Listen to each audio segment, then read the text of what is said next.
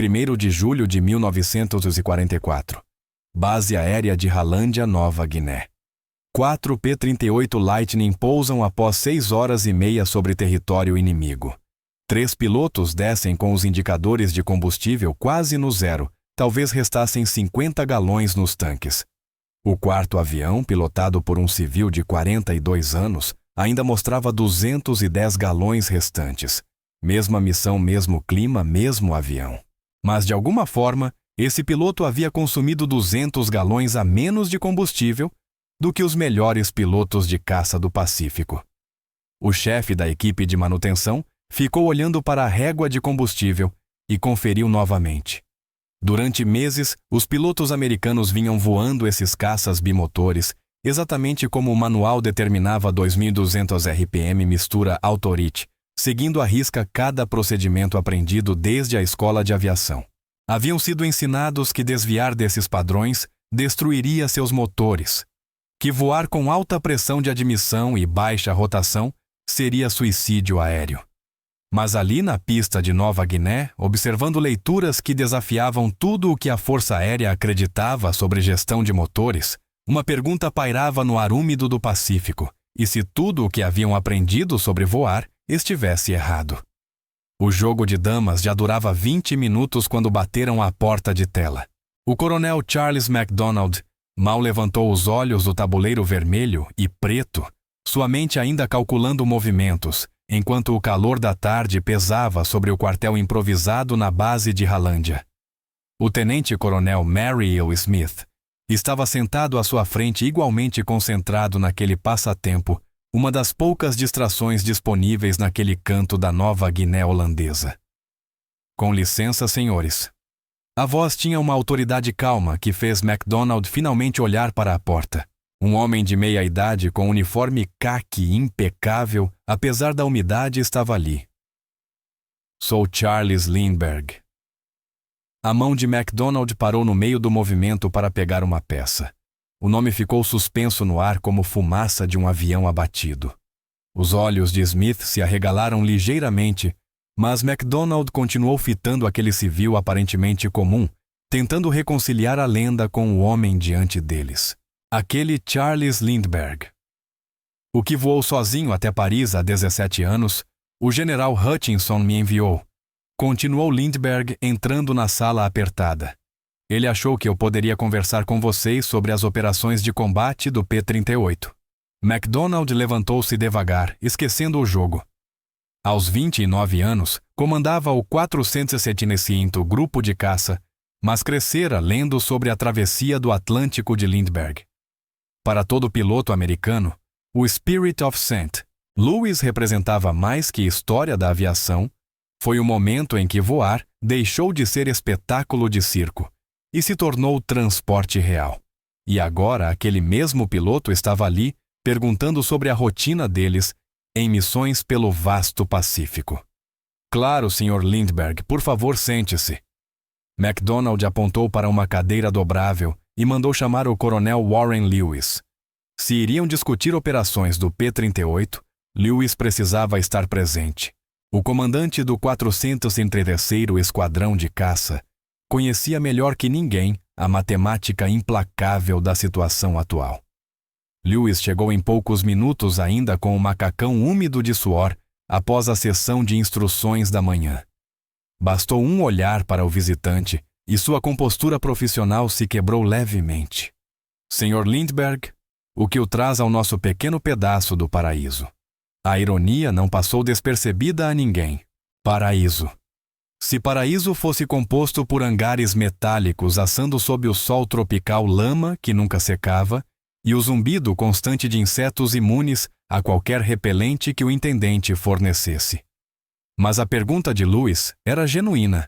O que o aviador mais famoso do mundo poderia querer com suas operações de caça? Estou aqui para aprender, respondeu Lindbergh com simplicidade, e talvez compartilhar algumas observações sobre voos de longo alcance. Lewis se acomodou em outra cadeira dobrável, e MacDonald pôde ver nele a transição mental para o modo de instrução. Bem, Sr. Lindbergh, nossa situação é bem simples. Estamos voando missões que empurram todos os limites dessas aeronaves. O coronel tirou um mapa surrado, abriu-o sobre a mesa de MacDonald e empurrou o tabuleiro de damas para o lado. O dedo dele percorreu rotas por centenas de milhas de água azul do Pacífico, pontilhada por ilhotas que no papel pareciam insignificantes, mas que representavam pontos de navegação entre a vida e a morte, para pilotos sozinhos sobre o oceano sem fim. 6 a 7 horas, continuou Lewis, a voz assumindo o tom medido de quem já calculou esses números vezes demais. É disso que estamos pedindo a esses rapazes agora. Missões que eram impossíveis um ano atrás estão se tornando rotineiras, e as margens de combustível? Ele balançou a cabeça. MacDonald observou Lindbergh estudar o mapa com a intensidade de um engenheiro examinando plantas. Aqueles olhos azul pálido moviam-se sistematicamente de ilha em ilha, calculando distâncias com a precisão de quem passou décadas pensando em alcance e resistência. Era o olhar de um piloto que entendia que combustível não é apenas um número no indicador. É tempo, é distância e, em última análise, é sobrevivência. O P-38L tem um raio de combate publicado de 570 milhas, explicou Lewis. Na prática, estamos forçando esse envelope a cada missão. O procedimento padrão pede 2.200 a 2.400 RPM, mistura rica Authority. O consumo de combustível passa de 100 galões por hora no total. Lindbergh assentiu devagar, mas MacDonald percebeu algo na expressão dele. Não confusão, mas reconhecimento. Como um mecânico ouvindo sintomas que já diagnosticara antes. Esses rapazes voltam exaustos, continuou Lewis. 7 horas naquele cockpit é tortura. Sentados sobre o paraquedas, a balsa de emergência e o resto. A tensão física é uma coisa, a pressão mental é outra. Ele gesticulou para o mapa novamente. Cada briefing de missão vira um cálculo de combustível. Quanto de reserva? Quanto tempo podemos ficar sobre o alvo? Qual é o nosso ponto absoluto de não retorno? MacDonald já vira essa pressão de perto. Jovens pilotos.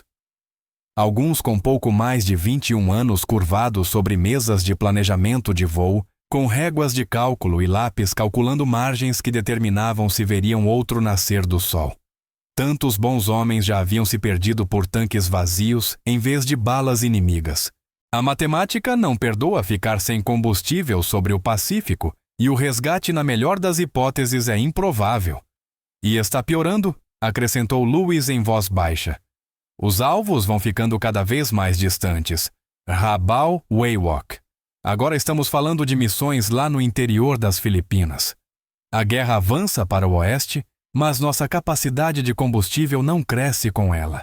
Lindbergh ouviu sem interromper ocasionalmente, perguntando sobre regulagens de mistura-passo da hélice ou altitudes de cruzeiro. Suas perguntas eram específicas técnicas e revelavam um conhecimento sobre sistemas de aeronaves que surpreendeu MacDonald.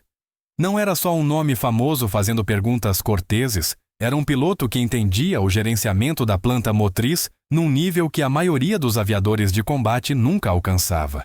Vocês já experimentaram diferentes parâmetros de cruzeiro, Lindbergh? Perguntou por fim.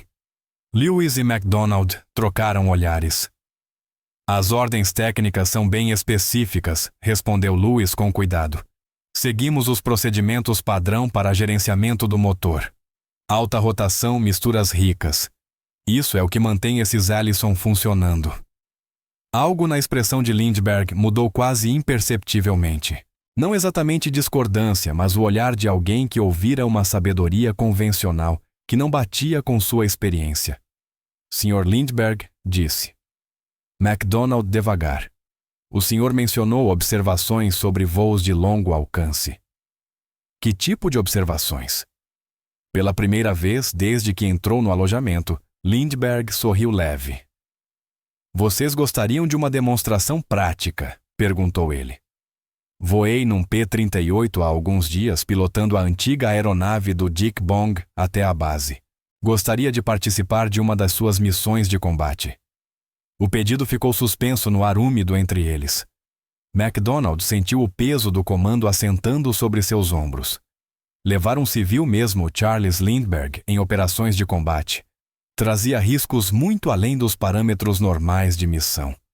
Mas algo na confiança tranquila do homem sugeria que aquilo não era mera curiosidade. "O que o senhor tem em mente?" perguntou MacDonald. O salão recreativo de Holândia já vira dias melhores, embora MacDonald não conseguisse lembrar quando. O chão de terra batida, endurecido por meses de pisadas, o telhado de palha que vazava nas chuvas da tarde e uma única mesa de ping-pong, que servia como principal entretenimento do esquadrão quando não estavam voando ou fazendo manutenção nas aeronaves. Lâmpadas sem proteção pendiam das vigas, projetando sombras duras que faziam cada rosto parecer mais velho e cansado do que realmente era. MacDonald estava perto do púlpito improvisado. Na verdade, uma caixa de madeira virada de lado, e observava os pilotos reunidos do 475º Grupo de Caça. 43 homens, a maioria com menos de 25 anos, todos com o olhar distante e vazio de quem passara horas demais sobre território hostil, sempre com o marcador de combustível na mente. Alguns estavam sentados em cadeiras dobráveis emprestadas de depósitos de suprimentos. Outros no chão de pernas cruzadas. Alguns encostavam-se às paredes com os braços cruzados. "Senhores", começou MacDonald, sua voz cortando o murmúrio. "O Sr. Lindbergh tem algo que deseja compartilhar sobre como ampliar nosso alcance operacional." Lindbergh deu um passo à frente com a confiança contida de quem está acostumado a falar a plateias céticas.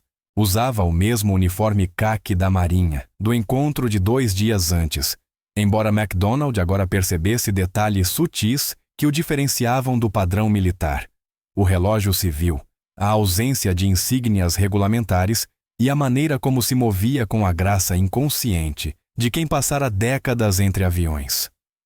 "Reduzam o padrão de 2.200 RPM para 1.600, disse Lindbergh, sem preâmbulo. Nenhum aquecimento, nenhuma introdução, apenas a especificação técnica que poderia salvar vidas ou destruir motores. Ajustem a mistura para auto-lean, em vez de auto-reach. Aumentem ligeiramente a pressão do coletor para compensar." O silêncio que se seguiu era familiar a MacDonald. Não era confusão, era o som mental de engrenagens girando enquanto pilotos tentavam conciliar o que acabavam de ouvir com tudo o que haviam aprendido. O tenente Bob Johnson, um dos líderes de formação mais experientes, levantou a mão hesitante. "Senhor, o senhor está dizendo que podemos reduzir a rotação para 1.600 e usar 30 polegadas de mercúrio de pressão de coletor." "Correto", respondeu Lindbergh. "A economia de combustível varia entre 50 e 100 galões por missão, dependendo das condições e duração do voo." O silêncio se aprofundou. MacDonald observou o rosto de seus pilotos, lendo a mistura de esperança e medo. Esperança, porque maior alcance significava maiores chances de sobrevivência, mais flexibilidade tática e a possibilidade de atingir alvos antes fora de alcance. Medo, porque todo instrutor, todo manual técnico, toda a escola de motores ensinara o mesmo princípio fundamental: nunca opere over square. O capitão Jim Watkins deu voz ao que todos pensavam. Sr. Lindbergh, isso vai queimar nossos motores. Sempre nos disseram que baixa rotação com alta pressão causa detonação. Disseram errado, interrompeu Lindbergh. A voz, carregando a autoridade calma da certeza absoluta. A técnica funciona porque você mantém alta pressão de admissão enquanto reduz o RPM, e não o contrário. Combinado com a mistura auto-lean em vez de auto-reach, isso reduz o consumo total para cerca de 70 galões por hora. O tenente Thomas Hayes, com apenas 22 anos e a energia de quem saíra da escola de voo há 6 meses, fez as contas em voz alta. 70 galões por hora contra mais de 100 é quase 30% de redução. Mais do que isso, respondeu Lindbergh. Voando a 185 milhas por hora de velocidade indicada, Essa técnica oferece aproximadamente 2,6 milhas por galão. O seu raio de combate passa de 570 milhas para 700, talvez 750, dependendo das condições. Os números pairaram no ar úmido como projéteis de artilharia prestes a explodir. MacDonald viu seus pilotos fazendo cálculos mentais, tentando entender o que aquelas cifras significavam na prática. Um raio de combate de 750 milhas traduzia-se em missões que antes pareciam impossíveis ataques profundos em território japonês, além dos limites de combustível até então possíveis. Mas a resistência era mais profunda que simples matemática. Aqueles homens haviam sobrevivido ao combate seguindo procedimentos que mantinham seus motores funcionando e seus aviões no ar. Os motores Allison V1710 dos P-38 já eram temperamentais em condições normais. Mexer nos ajustes padronizados parecia brincar com a própria vida. Senhor, disse o Major Pete Peterson, veterano de missões sobre Rabaul, cuja desconfiança vinha da experiência dura, todas as ordens técnicas que vimos alertam contra operar over square pelo risco de detonação e danos aos pistões. O procedimento parece controverso porque vocês foram treinados a acreditar que ele danifica os motores, respondeu Lindbergh com paciência. Mas pensem na origem desse treinamento. Quantos dos seus instrutores tinham experiência com voo de cruzeiro de longo alcance? Quantos haviam operado esses motores específicos sob condições prolongadas de resistência? A pergunta atingiu o cerne do dilema. O treinamento militar concentrava-se em manobras de combate, voo em formação e tiro aéreo, não em técnicas eficientes de cruzeiro de longa distância que Lindbergh havia aperfeiçoado em décadas de aviação civil. As ordens técnicas foram escritas por engenheiros que priorizavam a longevidade do motor em detrimento do alcance operacional, partindo do princípio de que a capacidade de combustível, e não o consumo, determinaria os limites da missão. O tenente-coronel Smith, que permanecera em silêncio durante a explicação, finalmente falou. Sr. Lindbergh, o senhor está pedindo que voemos missões de 9 horas. 7 horas num cockpit de Lightning já é tortura sentado sobre equipamentos de emergência, lidando com falhas no sistema de oxigênio, combatendo a fadiga que compromete o julgamento. Ele apontou para os pilotos reunidos. 9 horas parece além da resistência humana. MacDonald assentiu sombrio. Os desafios físicos eram reais e não podiam ser ignorados. Os cockpits do P-38 eram apertados mesmo nas melhores condições e missões longas significavam passar horas sentado sobre paraquedas, botes e kits de sobrevivência. As máscaras de oxigênio tornavam-se desconfortáveis com o tempo. Os fones de rádio criavam pontos de pressão. E o desgaste mental de navegar sobre o oceano sem pontos de referência corroía até os pilotos mais experientes. O desafio da resistência é legítimo, reconheceu Lindbergh. Mas considerem a alternativa. Quantos pilotos vocês perderam por falta de combustível? Quantas missões foram abortadas porque as margens de combustível não permitiam tempo suficiente sobre o alvo? A pergunta atingiu fundo porque todos ali sabiam a resposta. Homens bons demais haviam desaparecido sobre o Pacífico, aviões sumindo quando o combustível acabava a centenas de milhas da costa. Outros foram obrigados a retornar antes do ataque, deixando instalações inimigas intactas por pura falta de combustível. A escolha não é entre conforto e desconforto, continuou Lindbergh em tom calmo. É entre técnicas comprovadas que ampliam suas capacidades operacionais e métodos convencionais que podem estar limitando sua eficácia desnecessariamente. MacDonald estudou os rostos ao redor, lendo a mistura de curiosidade e apreensão.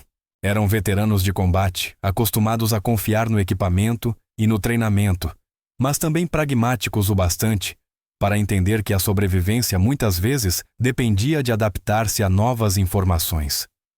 Sr. Lindbergh, disse MacDonald. Finalmente, o senhor estaria disposto a demonstrar essa técnica em uma missão real de combate. A manhã de 3 de julho amanheceu clara sobre Holândia, com visibilidade se estendendo até o horizonte pela primeira vez em uma semana. MacDonald estava ao lado de seu P-38 Lightning a 05:30, observando as equipes de solo concluírem as inspeções pré-voo, enquanto o ar tropical ainda conservava o frescor relativo da noite. A missão daquele dia testaria tudo o que Lindbergh afirmara sobre economia de combustível, um percurso de 1.280 milhas de ida e volta, que levaria o planejamento convencional ao limite absoluto. Lindbergh saiu da tenda de operações carregando seu equipamento de voo, com a precisão deliberada de quem já executara aquele ritual milhares de vezes. O macacão emprestado lhe caía razoavelmente bem, embora MacDonald notasse que ele usava botas de aviação civis em vez do modelo militar padrão. Mais revelador ainda era o modo natural com que manuseava o equipamento, o arnês do paraquedas, o colete salva-vidas, Mae West, a máscara de oxigênio e o kit de sobrevivência, todos organizados com a eficiência de longos anos de prática. O tempo parece bom para a demonstração, observou Lindbergh, lançando um olhar ao horizonte leste, onde o sol começava a dissipar a névoa noturna. A visibilidade deve permanecer clara para a navegação e os ventos são mínimos. MacDonald assentiu, mas sua atenção estava voltada aos cálculos de combustível que ele revisara 3 vezes durante a noite. Os parâmetros de cruzeiro padrão exigiriam cada gota da capacidade interna dos tanques, deixando praticamente nenhuma reserva para manobras de combate ou ventos contrários inesperados. Se a técnica de Lindbergh não gerasse a economia prometida, eles teriam de calcular razões de planeio sobre o oceano aberto. Tommy vai voar na sua asa hoje, disse MacDonald, apontando para onde o Major Thomas Maguire concluía sua própria inspeção pré-voo, 2 aviões à frente na linha. Ele vai observar de perto o seu consumo de combustível. Maguire ergueu o olhar ao ouvir seu nome e acenou brevemente. O segundo maior as da aviação americana se voluntariara para aquela missão especificamente para avaliar os métodos de Lindbergh em condições de combate. Se a técnica funcionasse com o estilo agressivo de voo de Maguire, funcionaria com qualquer um no esquadrão. O briefing fora direto patrulhar setores a nordeste da posição atual, com possíveis ataques a instalações japonesas de suprimentos em pequenas ilhas. Nada extraordinário pelos padrões recentes, mas a distância colocaria à prova tanto a eficiência de combustível quanto a resistência humana. Lindbergh subiu no cockpit com eficiência ensaiada seus movimentos econômicos e precisos. MacDonald observou enquanto ele passava pela lista de checagem, notando que o piloto civil dedicava tempo extra à configuração do sistema de combustível. Diferente do procedimento militar padrão, Lindbergh ajustou os controles de mistura para Autolian antes da partida dos motores e definiu o controle das hélices para rotações mais baixas do que qualquer piloto de P-38 fora treinado a usar. A partida transcorreu normalmente ambos os motores, Allison V1710, ganhando vida com seu característico assobio quando os turboalimentadores atingiram a rotação operacional. Mas assim que receberam autorização para taxiar, MacDonald percebeu a diferença imediatamente. Os motores de Lindbergh soavam visivelmente mais silenciosos que o padrão, com um tom de escape mais grave e menos agressivo. Hollandia Tower Lightning Flight, solicitando autorização para a decolagem, transmitiu MacDonald. Lightning Flight autorizado. Pista 27. Vento calmo, visibilidade ilimitada. Os 4 P-38 decolaram em formação subindo de forma constante até 3.000 pés enquanto seguiam para nordeste em direção à área de patrulha. MacDonald manteve os manetes e a mistura nos ajustes regulamentares, conservando contato visual com o avião de Lindbergh à sua direita. Mesmo durante a subida, ele podia ver que os motores de Lindbergh desenvolviam a mesma potência, apesar das configurações distintas. No nível de cruzeiro, a demonstração começou de fato. A voz de Lindbergh veio pelo rádio com precisão técnica, reduzindo para 1.600 RPM pressão de admissão, 30 polegadas mistura Autolean velocidade indicada, 185 milhas por hora. McDonald conferiu seus próprios instrumentos. Seu avião estava consumindo combustível na taxa esperada, aproximadamente 52 galões por hora por motor, ou 104 no total. Mas a observação visual indicava que a aeronave de Lindbergh mantinha a mesma velocidade e altitude, apesar dos ajustes de motor radicalmente diferentes. A primeira hora transcorreu sem incidentes com a navegação, seguindo exatamente conforme o planejado. McDonald percebeu-se checando o fluxo de combustível com mais frequência do que o habitual, comparando as taxas de consumo com os cálculos do plano de missão. Tudo correspondia ao desempenho previsto, o que tornava as afirmações de Lindbergh cada vez mais significativas. Se o piloto civil realmente estivesse obtendo uma economia de 30% de combustível, sem perder desempenho de cruzeiro, as implicações para as operações no Pacífico seriam enormes. A voz de Maguire rompeu o silêncio de rádio após 1h30 de voo. Líder, estou mostrando um fluxo de combustível aproximadamente 20% abaixo do normal para esta fase de voo. A transmissão confirmou o que McDonald começava a suspeitar. Mesmo Maguire voando com configurações padrão, mas observando de perto a técnica de Lindbergh, estava inconscientemente adotando um gerenciamento de potência mais eficiente. O simples ato de ver a economia de combustível em ação estava influenciando os hábitos de voo de toda a formação. 2 horas após o início da missão, eles encontraram a primeira situação tática. Relatórios de inteligência indicavam possível tráfego de barcaças japonesas próximo à ilha Samate, e o reconhecimento visual confirmou vários alvos ancorados em uma enseada protegida. O procedimento padrão de ataque previa passagens em alta velocidade com potência total, exatamente o tipo de manobra intensiva em combustível que tornava missões de longo alcance problemáticas. Lightning Flight aqui é o líder. Área do alvo à frente. Preparem-se para ataque ao solo. McDonald empurrou os manetes para a frente, sentindo os 2 motores responderem com aumento de potência, enquanto o fluxo de combustível subia ao máximo. O ataque transcorreu normalmente mergulhos múltiplas, passagens de metralhamento e manobras evasivas para evitar o fogo antiaéreo, mas ele notou que Lindbergh manteve a formação durante todo o engajamento. Sua aeronave respondeu normalmente às exigências de potência de combate, apesar da configuração de cruzeiro não convencional. O confronto durou 12 minutos com as 4 aeronaves gastando grande parte da munição contra barcaças e alvos costeiros. Durante a subida de volta à altitude de cruzeiro, McDonald reajustou os motores para o regime padrão de longo alcance, monitorando o combustível restante. O uso de potência máxima havia consumido o esperado, restando-lhe cerca de 60% da capacidade total para o voo de retorno. Líder para todos, checagem de combustível. Transmitiu McDonald. 2 com 60% restante, respondeu Maguire. 3, 58%. 4, 72% restante, relatou Lindbergh calmamente. McDonald verificou o rádio 2 vezes certo de ter ouvido errado. 72%, perguntou. Confirmado, respondeu Lindbergh. O consumo médio durante o cruzeiro foi de aproximadamente 70 galões por hora no total. A matemática era inegável.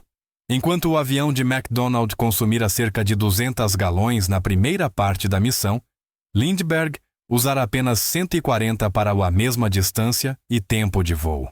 A redução de 30% no consumo era exatamente o que ele prometera no briefing, mas vê-la comprovada em condições de combate transformava a teoria em realidade operacional. O voo de retorno trouxe confirmação adicional. Apesar de manter a mesma velocidade e altitude da formação, o consumo de Lindbergh permaneceu consistentemente menor que o das configurações padrão. Quando o Rolândia surgiu à vista, McDonald calculava margens de combustível que pareciam quase luxuosas em comparação com o planejamento apertado de costume. A aterrissagem revelou a extensão total do sucesso da demonstração.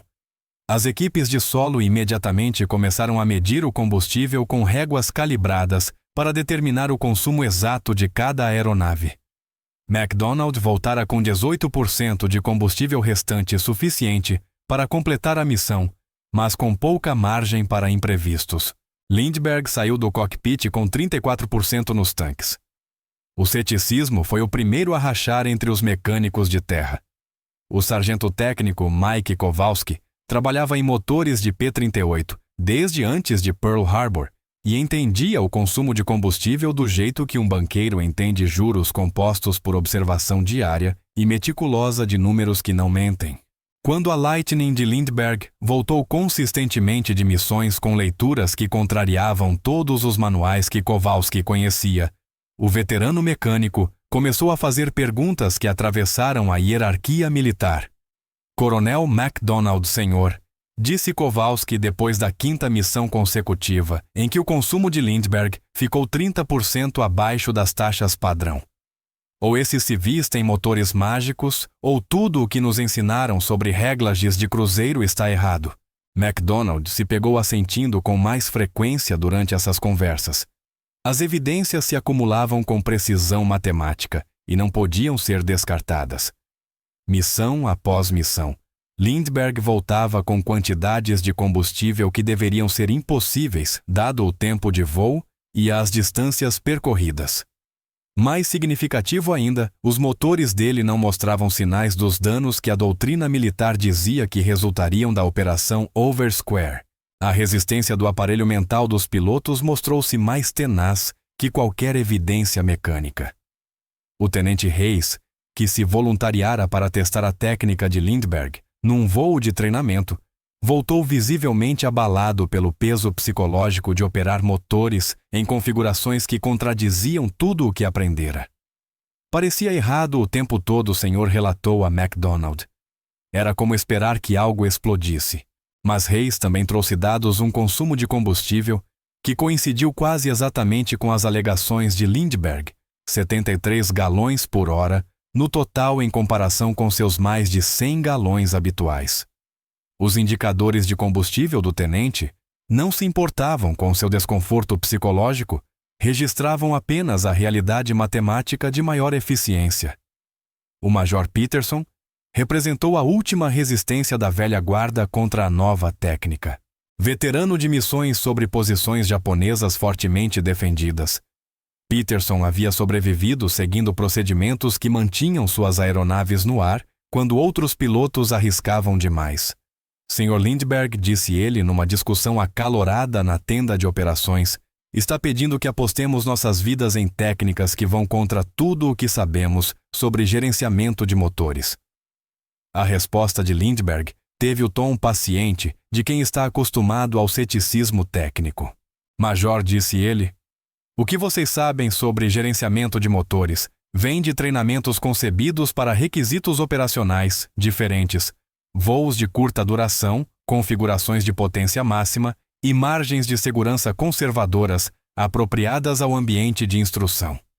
Ele apontou para o quadro de planejamento de missão coberto de rotas que se estendiam por centenas de milhas sobre o oceano vazio. Essas missões exigem técnicas de eficiência que não faziam parte do currículo militar padrão. A virada decisiva veio durante uma missão a Wewak, em 28 de julho. MacDonald planejara o ataque como uma passagem em formação contra instalações de suprimento japonesas, mas os relatórios de inteligência indicavam forte oposição de caças, o tipo de combate aéreo prolongado que testaria cada aspecto do desempenho da aeronave nas condições mais exigentes. Naquele dia, Lindbergh voou na asa de Maguire, posicionando-se de modo que o piloto de combate mais experiente do esquadrão pudesse observar suas técnicas durante um confronto aéreo real. O perfil da missão previa um trânsito de 400 milhas até a área-alvo, seguido por possíveis combates, ar-ataque ao solo e voo de retorno. Era exatamente o tipo de operação complexa em que o gerenciamento de combustível podia significar a diferença entre o sucesso e o desastre. Eles encontraram aeronaves japonesas exatamente como a inteligência havia previsto uma formação de bombardeiros de mergulho Mitsubishi Ki-51, escoltados por caças Zero, aproximando-se de Wewak pelo noroeste. O combate começou com as táticas padrão, vantagem de altitude, ataques coordenados e manobras agressivas para obter posição de tiro. Mas à medida que o duelo aéreo se estendia além da duração normal, o consumo de combustível tornou-se um fator crítico para todos os pilotos envolvidos. MacDonald observava o combate aéreo desenrolar-se com a precisão fria de um comandante que já vira cenas semelhantes vezes demais. P-38s manobravam contra caças japoneses em um jogo de xadrez tridimensional, onde decisões tomadas em frações de segundo determinavam a sobrevivência. Gasto de munição, taxa de consumo de combustível e posicionamento tático, tudo fazia parte dos cálculos que os pilotos executavam instintivamente, enquanto suportavam várias forças G em curvas de combate. O líder da formação japonesa, mais tarde identificado como o capitão Sabuho Shimata, demonstrava o tipo de pilotagem agressiva que tornara os pilotos de Zero lendários nos primeiros anos da guerra. O avião de Shimata cortava as manobras defensivas com uma precisão que denunciava centenas de horas de combate, forçando os pilotos americanos a responder com potência máxima, o que aumentava drasticamente o consumo de combustível. A voz de Maguire crepitou no rádio durante uma breve pausa no combate. Vários inimigos, munição, baixa combustível começando a preocupar. Era o tipo de situação que separava os veteranos de combate daqueles que ainda não haviam aprendido a administrar crises múltiplas simultaneamente. Munição, combustível. Capacidades do inimigo, distância até a base e condições meteorológicas, tudo precisava ser avaliado instantaneamente, enquanto se mantinha consciência situacional no espaço tridimensional do combate. A aeronave de Lindbergh manobrava com o mesmo controle preciso demonstrado em voo de cruzeiro, sem movimentos desperdiçados, sem potência excessiva, mantendo o posicionamento tático consistente, que revelava total domínio das características de voo do P-38. Quando o avião danificado de Shimata virou diretamente em direção a Lindbergh, aparentemente em uma tentativa de colisão, a reação do piloto civil foi imediata e decisiva. O breve confronto terminou com o caça japonês espiralando em direção ao oceano, deixando atrás fumaça e destroços. Lindbergh conquistara sua primeira e única vitória aérea da guerra, mas o significado ia muito além do sucesso individual. Ele havia provado que técnicas de cruzeiro com economia de combustível não comprometiam a eficácia em combate quando aplicadas por pilotos que compreendiam tanto o gerenciamento do motor quanto a tática aérea. O voo de retorno trouxe a confirmação final do valor prático da técnica. A formação de MacDonald estava no ar havia mais de 8 horas, incluindo longos períodos de combate com potência máxima.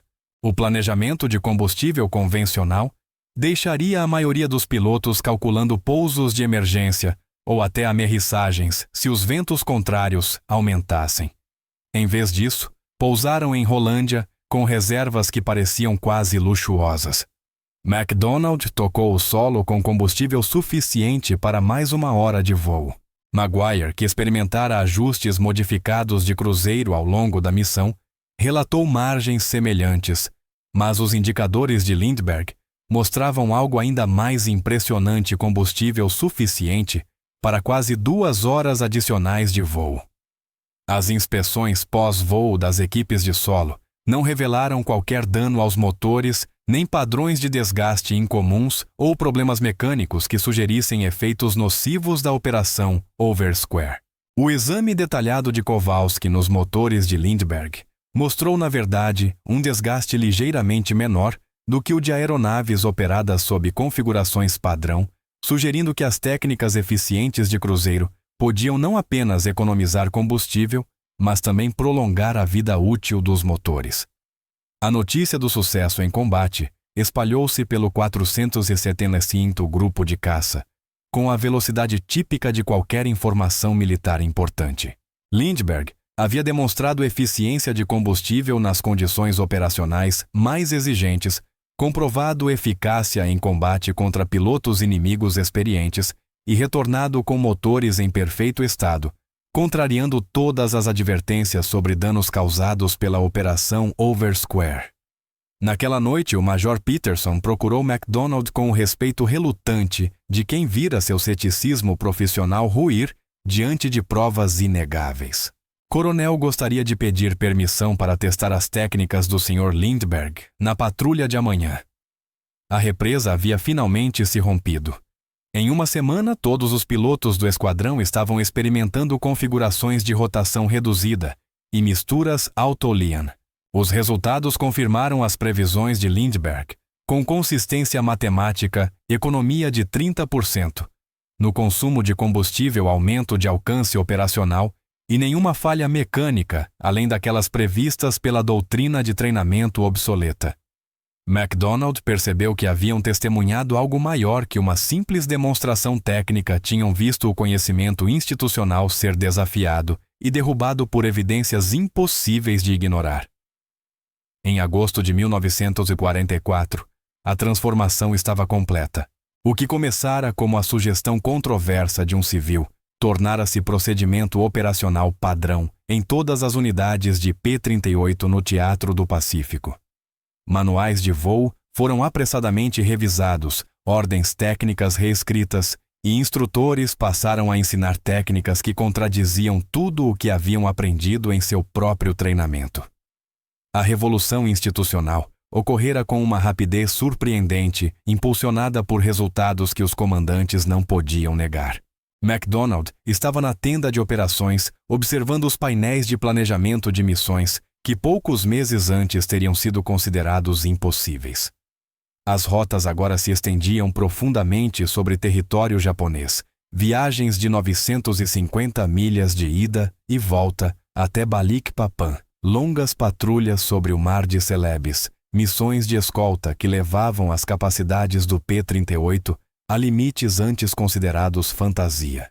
Os números contavam a história com precisão matemática. O raio de combate aumentara de 570 para 750 milhas, o consumo de combustível fora reduzido em 30% e a capacidade de missão expandira-se em 40% em tempo de voo. O coronel Lewis aproximou-se com os últimos relatórios operacionais, trazendo a expressão satisfeita de um oficial cujos problemas táticos haviam sido resolvidos por uma inovação inesperada. O 475º do Esquadrão completou ontem uma missão de escolta de 8 horas, até Bornell, relatou ele. Formação completa sem emergências de combustível, reservas adequadas para manobras de combate sobre o alvo. O significado não escapou a MacDonald. 4 meses antes, missões de 8 horas eram apenas teoria. Agora eram operações de rotina planejadas com confiança, em vez de esperança desesperada. A transformação psicológica acompanhara o avanço técnico. As tripulações já não calculavam margens de combustível com a precisão sombria de homens que esperavam morrer em tanques vazios sobre o oceano sem fim. O sargento técnico Kowalski havia se tornado um especialista inesperado nas novas práticas, treinando equipes de solo em todo o Pacífico sobre ajustes de mistura e gerenciamento de potência para maximizar a eficiência. Seus relatórios de manutenção mostravam consistentemente motores em estado igual ou melhor que o padrão operacional, refutando definitivamente décadas de advertências sobre danos da Operação Oversquare. Coronel relatou Kowalski durante uma de suas reuniões regulares de manutenção: os motores operados com os parâmetros do Sr. Lindbergh estão apresentando menos desgaste que aeronaves comparáveis voando em potência de cruzeiro padrão. Temperaturas de combustão mais baixas, menor estresse mecânico e melhor atomização do combustível estão prolongando a vida útil e não encurtando.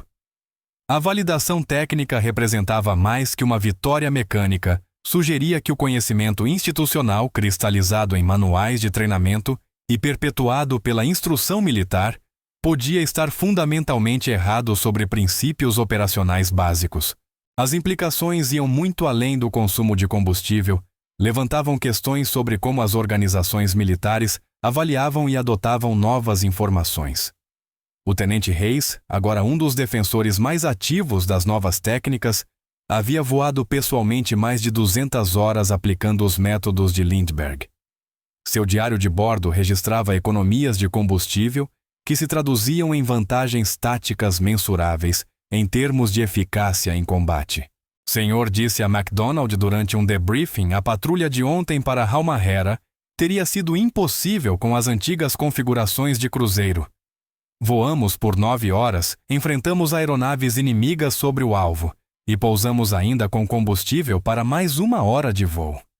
O elemento humano havia se mostrado tão adaptável quanto os sistemas técnicos. Pilotos que inicialmente temiam missões de 9 horas descobriram que a redução do ruído e da vibração do motor, causada pelas rotações mais baixas, diminuía significativamente a fadiga em voos prolongados. O conforto no cockpit melhorou, as demandas do sistema de oxigênio permaneceram estáveis e a pressão psicológica das contas de combustível caiu a níveis aceitáveis. O Major Maguire emergira como o mais eficaz defensor da técnica entre os pilotos de combate. Sua reputação tinha peso em toda a comunidade de caças, e seu apoio aos métodos de Lindbergh influenciou aviadores de diversos esquadrões. O antigo modo de pensar sobre consumo de combustível estava nos matando, observou Maguire numa reunião de líderes de esquadrão. Não por falha mecânica, mas por limitações autoimpostas, que nos impediam de alcançar alvos que sempre estiveram ao nosso alcance. As implicações estratégicas logo ficaram evidentes. Os planejadores perceberam que as unidades de P-38 agora podiam atacar alvos antes reservados a bombardeiros de longo alcance. Instalações japonesas que antes estavam fora do alcance dos caças tornaram-se subitamente acessíveis a formações capazes de voar quase 10 horas com reservas adequadas para o combate. O equilíbrio tático no Pacífico começou a mudar, pois os caças americanos conquistaram um alcance operacional que se adequava às vastas distâncias da guerra oceânica. A notícia da descoberta sobre eficiência de combustível espalhou-se por canais não oficiais que conectavam pilotos de P-38 em todo o teatro do Pacífico. Comandantes de esquadrão desde a Austrália até as Aleutas começaram a solicitar briefings detalhados sobre as técnicas de cruzeiro que prometiam ampliar suas capacidades operacionais. A rede informal de comunicação entre pilotos transmitia informações técnicas mais rápido do que os canais oficiais. MacDonald passou a receber pedidos de unidades tão distantes quanto o teatro China-Birmânia-Índia, onde pilotos de P-38 enfrentavam limitações semelhantes de alcance sobre terrenos igualmente desafiadores. As técnicas demonstradas por Lindbergh sobre o Pacífico mostraram-se igualmente eficazes sobre os picos do Himalaia e as selvas birmanesas, confirmando que os princípios de eficiência de combustível transcendiam ambientes operacionais específicos. No final de 1944, os esquadrões de treinamento nos Estados Unidos já haviam incorporado os novos procedimentos de cruzeiro ao currículo padrão. Pilotos recém-formados chegavam às unidades de combate do Pacífico já familiarizados com técnicas que seus predecessores haviam aprendido por tentativa e erro sobre território hostil. A curva de aprendizado institucional fora comprimida de meses de experiência de combate para poucas semanas de treinamento sistemático. As evidências estatísticas tornaram-se avassaladoras à medida que os relatórios operacionais se acumulavam. As taxas de sobrevivência dos pilotos melhoraram significativamente à medida que emergências de combustível diminuíram. As taxas de sucesso das missões aumentaram, pois as formações podiam permanecer sobre as áreas-alvo por períodos mais longos. Instalações inimigas, antes protegidas pela distância, tornaram-se vulneráveis a ataques regulares de caças capazes de alcançá-las com reservas adequadas. A partida de Lindbergh de Rolândia, em agosto de 1944, marcou o fim de sua participação direta nas operações do Pacífico, mas sua contribuição técnica continuou a influenciar a eficácia de combate durante os anos restantes da guerra. Ele deixou para trás um grupo de pilotos e mecânicos que compreendiam os princípios de gerenciamento de combustível que serviriam de base para o desenvolvimento dos aviões a jato no pós-guerra. A lição institucional ultrapassou os limites da aviação e atingiu o cerne da doutrina militar e da inovação. A descoberta sobre a eficiência dos P-38 demonstrou que o senso comum, mesmo respaldado por extensos programas de treinamento e documentação técnica, podia estar fundamentalmente errado quanto a princípios operacionais básicos. A rapidez com que as novas técnicas substituíram os procedimentos antigos mostrou que as Forças Armadas podiam se adaptar com agilidade quando confrontadas com evidências irrefutáveis.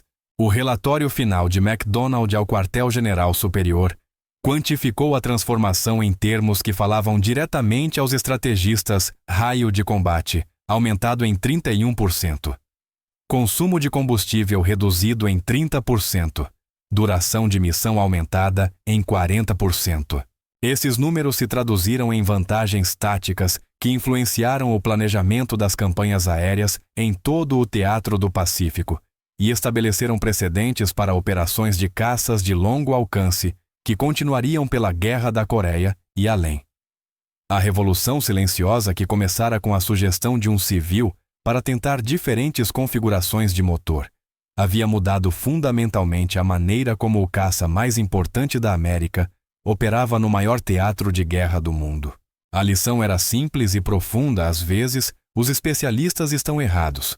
E às vezes, economizar combustível significa vencer batalhas.